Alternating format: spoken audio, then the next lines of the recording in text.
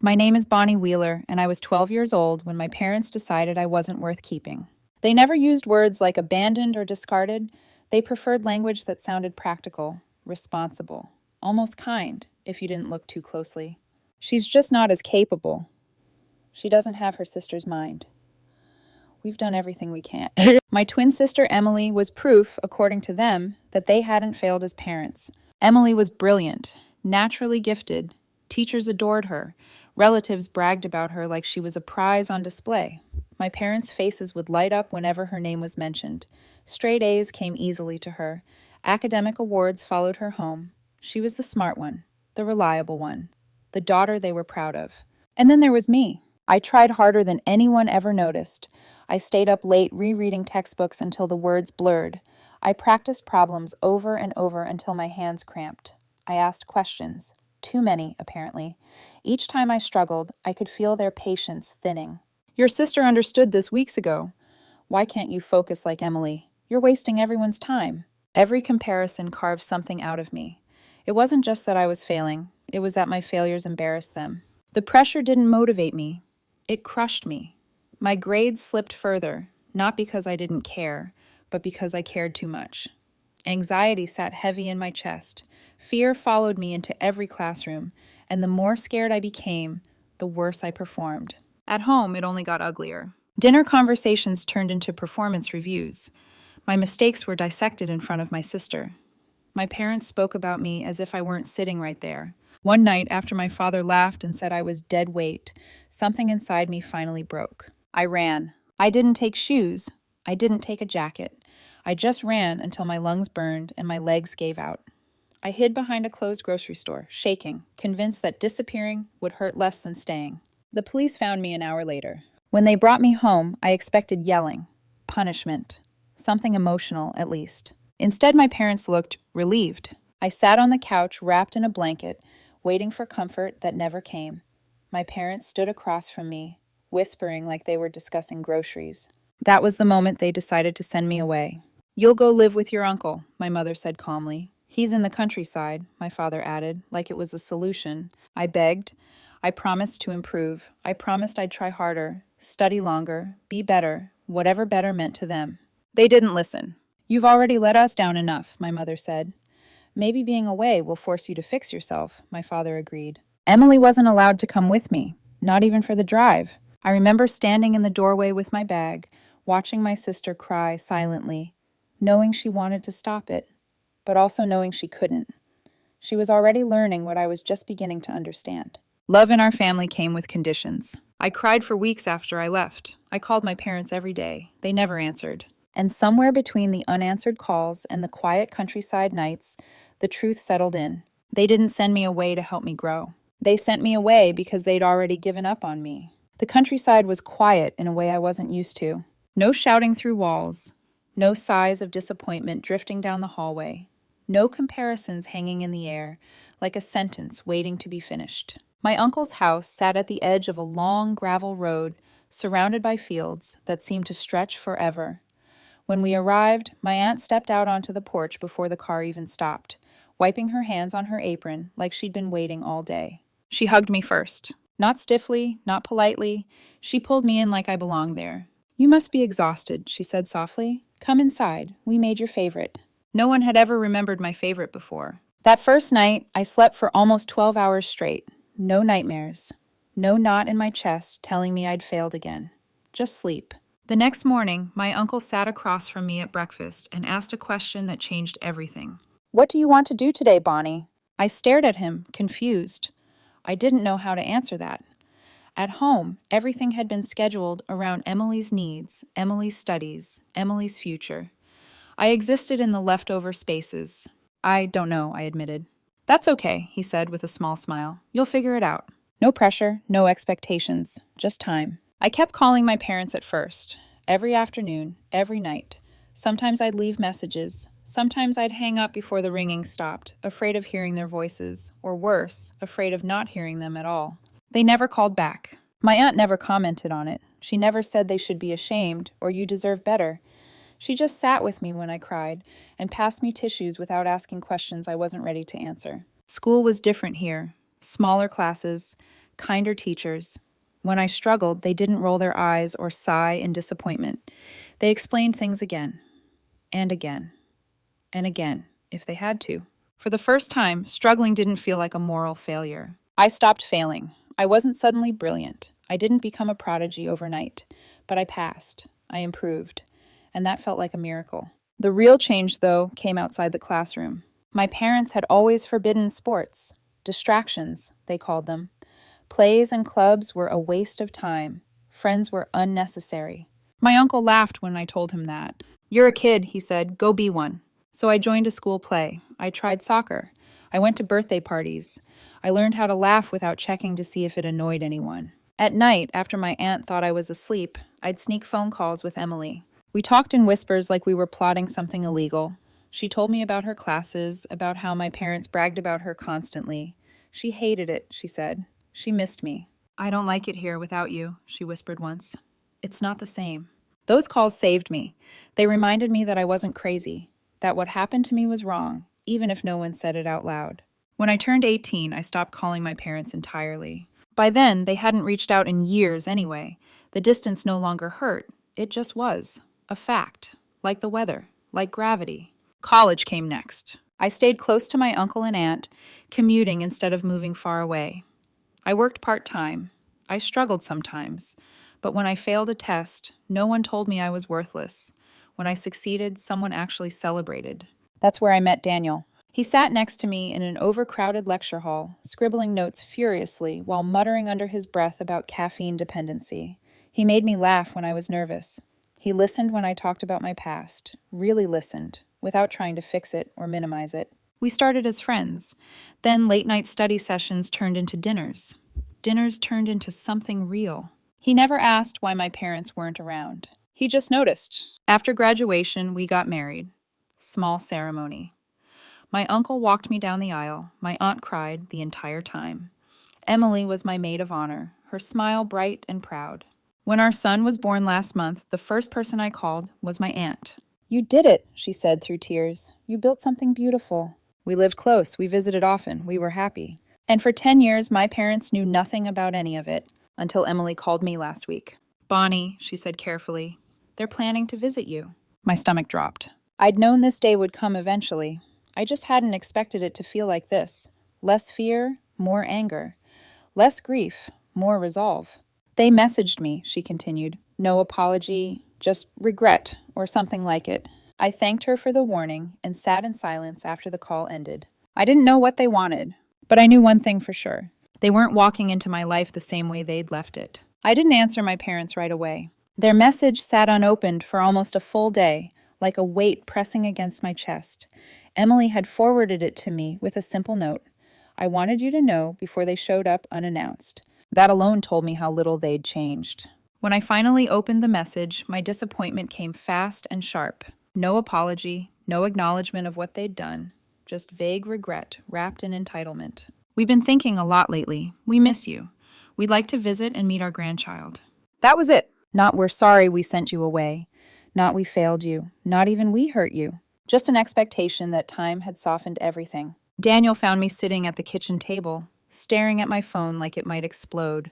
"They reached out, didn't they?" he asked gently. I nodded. "They want to come here." He didn't react the way I half expected. No anger, no protective outrage. He just sat down beside me and took my hand. "What do you want?" he asked. That question still felt unfamiliar, even after all these years. I thought about ignoring them, blocking them, pretending the message never existed. But another part of me, the part that had spent years being told I wasn't enough, wanted them to see the truth. I wanted them to see that I didn't break. So I invited them, not for closure, not for forgiveness, for clarity. I planned a dinner, nothing extravagant, just our home, our table, our life. I invited the people who had stood by me when my parents hadn't. My uncle, my aunt, Emily, Daniel, and our son. I didn't tell my uncle and aunt that my parents would be there. That might have been a mistake, or maybe it was inevitable. When the doorbell rang that evening, my heart didn't race. It felt strangely calm, like I'd already grieved this reunion years ago. My parents stood on the porch, older but unmistakably the same. My mother's smile was tight, rehearsed. My father's eyes scanned the house behind me like he was already measuring what I had. "This is nice," my mother said. It wasn't a compliment, it was an assessment. The room went silent when they stepped inside. My uncle's face hardened instantly. My aunt froze mid-step, confusion flashing into something closer to anger.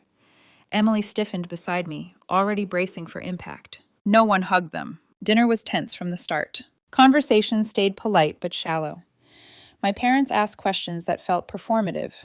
Where do you work? How old is the baby? Without really listening to the answers. They laughed too loudly, smiled too much. At one point, my uncle couldn't hold it in anymore. "You sent her away," he said flatly across the table, "and then you disappeared." My mother's smile faltered. My father cleared his throat. "We sent money," my father said defensively. "We made sure she was provided for." "You sent checks," my uncle snapped. "You didn't send love. You didn't call. You didn't show up." The air cracked open with years of unspoken resentment.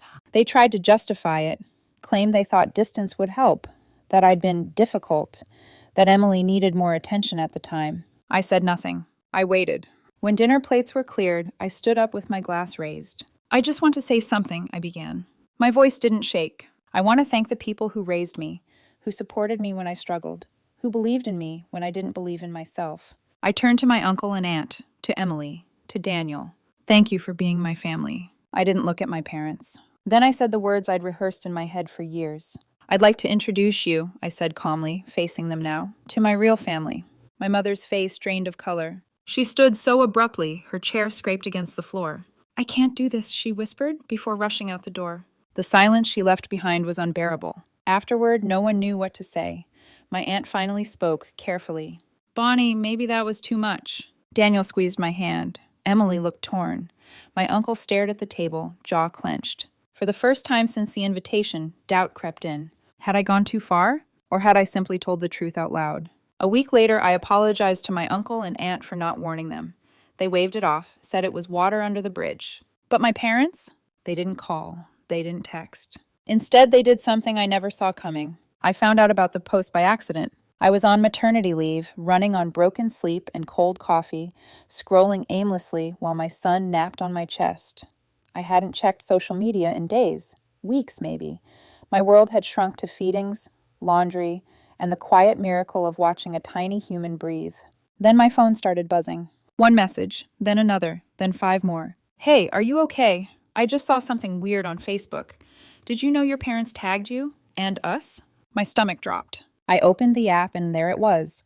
A long post written by my mother, shared publicly, drenched in selective heartbreak. She talked about how hurt they were, how they'd been humiliated, how they'd tried to reconnect with their daughter only to be rejected and shamed.